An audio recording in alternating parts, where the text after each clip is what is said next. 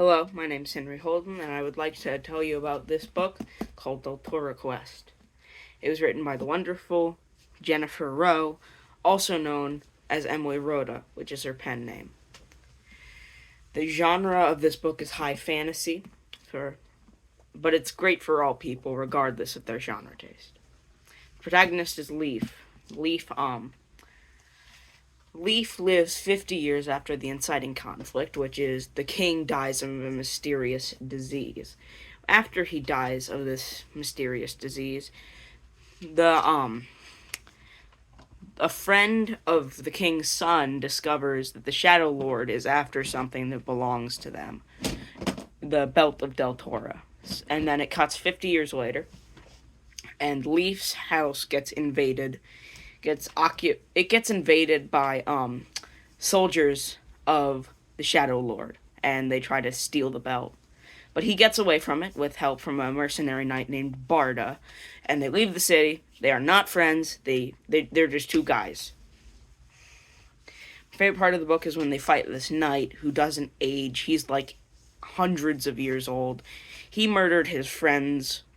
He murdered his fellow knights for it. He murdered his brothers for it. He wanted to keep it regardless of the king's word, because he knew it was his. He wanted it to be his. He's actually the guy right here on this cover. Another part that I enjoy is they're chased by this powerful, long-necked monster, and once they get away from it, it just leaves. It goes away, just like a normal animal would in real life. I mean, if I was being chased by, like, a large dragon, and I outran the dragon, and then why would the dragon chase me? Like, why would it try to hunt me down? And then the way they handle the gems is not like the Infinity Stones from Infinity War.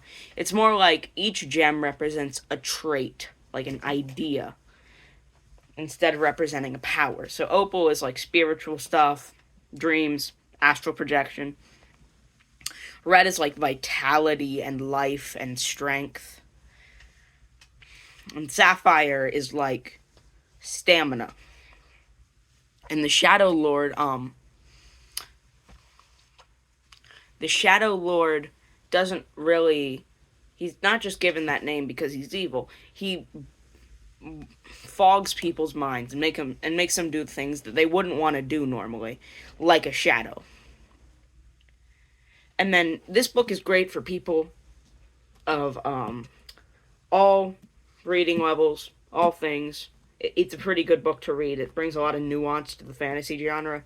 It's 532 pages long, and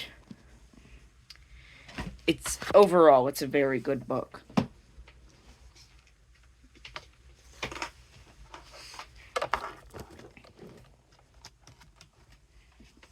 In a bit of reference, just in case you'd like to read the book, I will read the blurb on the back.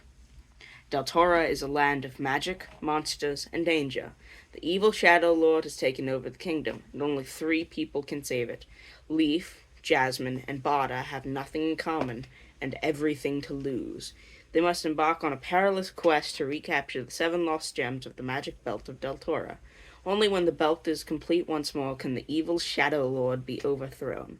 The obstacles are many. The risks are real.